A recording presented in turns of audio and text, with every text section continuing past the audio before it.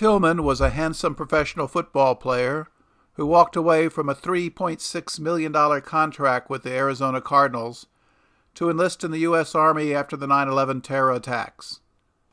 He was assigned to an elite U.S. Army Ranger unit and participated in the invasion of Iraq in March 2003. In early 2004, he deployed to Afghanistan and was killed. Tillman was awarded a Silver Star Medal for leading a charge against Taliban fighters and was declared a hero by President Bush. After reports from fellow Rangers made their way to Tillman's family, they demanded documents. The Army changed its story and claimed that he was accidentally killed by fellow soldiers. Army generals said his death was an accident of war during a firefight with the Taliban. Tillman's family had doubts since the Army never explained why all of Tillman's personal effects and clothing were burned immediately after his death, to include his personal diary. The family also learned that the Army had not performed a formal investigation into his death, which is required whenever a soldier dies from an accident. Letters home and statements from friends suggest that after his initial enthusiasm, Tillman openly declared that the invasion of Iraq was an illegal war. He often called President Bush a war criminal and urged fellow soldiers to vote for Democratic presidential candidate John Kerry in 2004.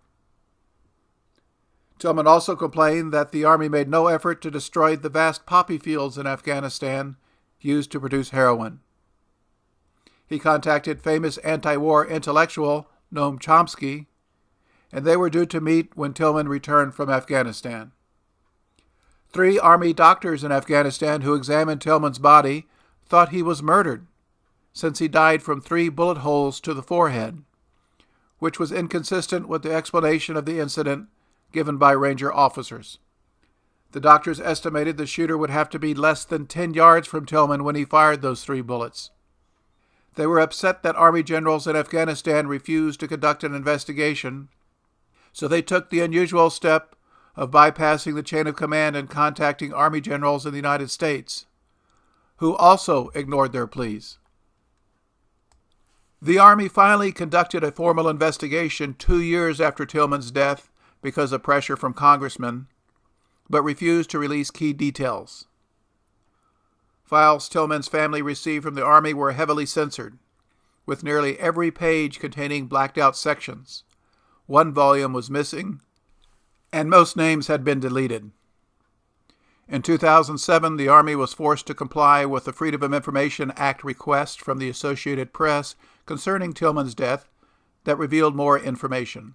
This showed that Army generals pressured investigators to leave out facts, so another Army investigation was done, and later 5 more. All found evidence of misconduct by Army officers, but concluded that Tillman was killed by accidental fire. Yet none of the Army investigations explained the 3 bullet holes to the forehead from close range. A machine gun or rifle firing a burst jerk when fired, so cannot fire a very tight group of 3 shots from more than 10 yards away. Media suggestions that Tillman's wounds were caused by an M240 Bravo machine gun fired blindly from 80 yards away are absurd, especially since Army doctors determined the head wounds were caused by smaller rifle bullets. It is obvious that Pat Tillman was murdered, something his mother openly declared, citing documents and eyewitness accounts. The murder of a football star should be national news, yet it was declared unfit to print.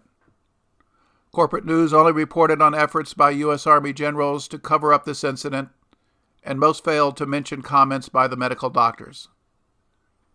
An exception occurred in 2007, when Richard Eskow of the Huffington Post printed the truth that Tillman was murdered, but was ignored by the rest of the media, even after Chris Matthews agreed and said he thought Tillman was murdered on his TV show Hardball.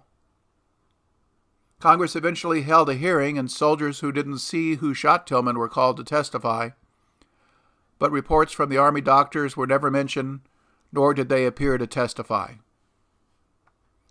The cover-up of this murder was assisted by America's premier investigative news show, 60 Minutes, that is called whenever serious scandals threaten the Pentagon. Their report, linked below, explains that Tillman's platoon was sent on a dangerous mission that required driving light trucks into a gorge where the Taliban was active. The platoon was mindlessly ordered to split into two groups. Then somehow in the era of radios and GPS, these elite soldiers didn't know where each other was located. Someone ordered one group to open fire on Tillman's group. During this commotion, Tillman was shot, yet the great 60 Minutes fails to mention that he was shot 3 times in the forehead at close range. Stanley McCrystal was the general in charge of special operations in Afghanistan and played a key role in this cover-up. He was admonished by the Pentagon, yet in 2009, McCrystal was promoted to 4-star general. On July 13, 2007, the leading members of the House Committee on Oversight and Government Reform revealed that the Bush administration and the Pentagon had withheld key documents relating to Tillman's death and refused to release all documents to Congress, citing executive privilege. Over 776,000 Americans have deployed to Afghanistan since the 9/11 terrorist attacks 18 years ago.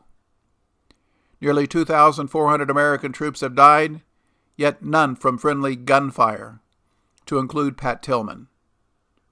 His fellow Rangers mentioned that snipers from another unit had been attached to their platoon, and all were confused by idiotic orders to drive into a gorge and then split up. Army Rangers are part of the secretive U.S. Special Operations Command that includes dozens of professional assassins who work directly for the CIA and White House. They assassinate several political targets each year, so silencing a famous whistleblowing enlisted man in a combat zone was simple.